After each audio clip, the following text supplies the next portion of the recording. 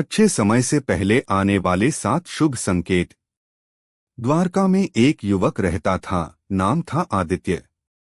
जन्म से सीधा सादा, मन से कोमल, लेकिन जीवन भर संघर्षों से घिरा हुआ।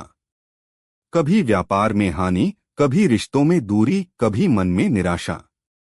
उसे लगता था जैसे उसकी किस्मत सो ही गई है। एक दिन दुखी होकर वह समुद्र किनारे बैठा था। लहरें छूकर वापस चली जातीं, जैसे उसके जीवन में भी कुछ पल के लिए खुशियां आतीं और फिर दूर चली जातीं। तभी पीले वस्त्रों में एक दिव्य तेज वाला पुरुष उसके पास आया। वह स्वयं भगवान श्री कृष्ण थे, लेकिन उनके आने की आभा इतनी सरल और प्रेममयी थी कि आदित्य पल भर में शांत हो गया। कृष्ण मुस्कुराए, वत्स, तू इतना दुखी क्यों? क्या तू नहीं जानता कि अच्छा समय आने से पहले ब्रह्मांड संकेत भेजता है?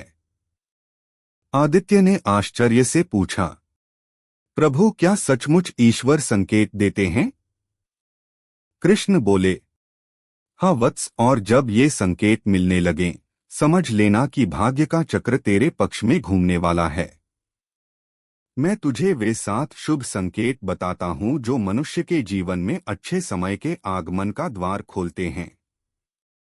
पहला शुभ संकेत, मन अचानक शांत होने लगे।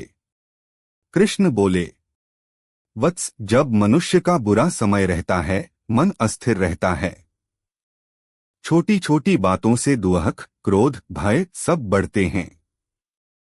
लेकिन अचानक यदि मन शांत होने लगे, जैसे तू बिना कारण प्रसन्न रहने लगे, मन में उम्मीद जागने लगे, दिल कहे कि कुछ अच्छा होने वाला है, तो यह आध्यात्मिक संकेत है कि तेरे कर्मों का फल पक चुका है और अच्छा समय पास है।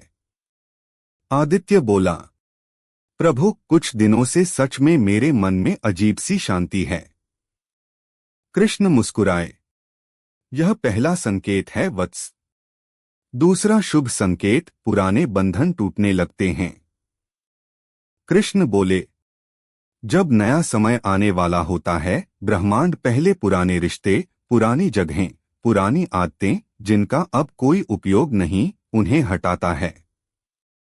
कुछ मित्र दूर हो जाते हैं, जिनसे संबंध सार्थक नहीं होते, वे अपने आप टूटने लगते हैं। जिन परिस्थितियों में तू फंसा हुआ था, उनसे ईश्वर रास्ता खोल देते हैं। ये टूटना बुरा नहीं, बल्कि तेरे लिए जगह बनाना है। नया जीवन तभी आएगा जब पुराना हटेगा।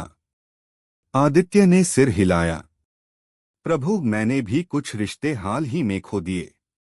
कृष्ण ने कहा, वह ईश्वर की योजना है, उसे समझ।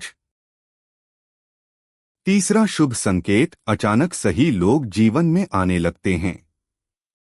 कृष्ण बोले, जब शुभ समय पास होता है, नए लोग मिलते हैं, मदद करने वाले हाथ आगे आते हैं।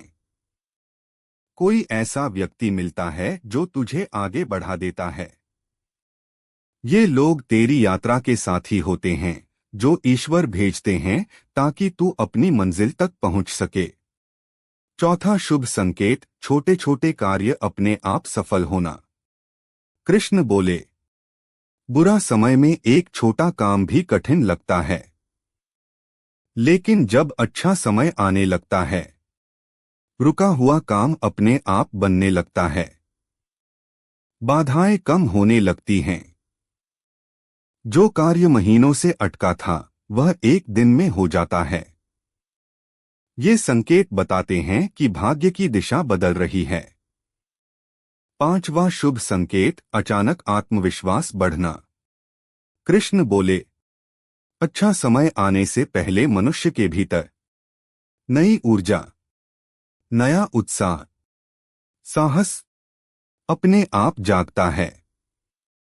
उसे लगता है कि वह कुछ भी कर सकता है। यह वही शक्ति है जिसे मैं आत्मबल कहता हूँ। छठा शुभ संकेत, ईश्वरीय संकेतों का दिखना। कृष्ण बोले, अच्छा समय आने से पूर्व मनुष्य को ईश्वरीय संकेत मिलते हैं।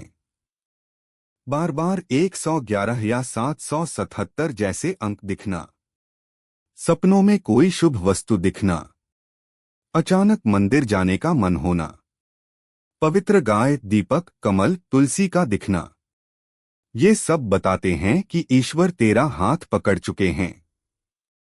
7वां शुभ संकेत, भीतर से धन्यवाद का भाव जागना।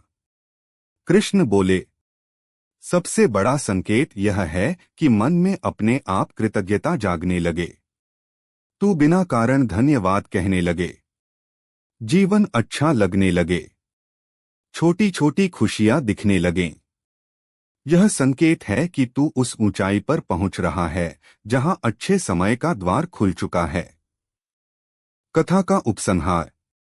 कृष्ण ने आदित्य के कंधे पर हाथ रखकर कहा, वत्स, संकेतों को पहचान। अच्छा समय अचानक नहीं आता, बल्कि धीरे धीरे दस्तक देता है। जब तू इन 7 शुभ संकेतों को अपने जीवन में देखे, तो समझ लेना, तेरे कर्मों का फल तेरे द्वार पर खड़ा है। बस तू श्रद्धा और धैर्य बनाए रख। यह कहकर कृष्ण धीरे धीरे समुद्र के किनारे से आगे बढ़ने लगे और देखते ही देखते अदृश्य हो गए। आदित्य के भीतर अब अजीब सी रोशनी थी। उसका जीवन बदलने लगा और कुछ ही दिनों में उसके सारे कार्य बनने लगे, क्योंकि उसके अच्छे समय की शुरुआत हो चुकी थी। अगर आप श्री कृष्ण के सच्चे भक्त हैं तो चैनल को सब्सक्राइब करो और वीडियो को लाइक करके कमेंट में जय श्री कृष्णा लिख दीजिए।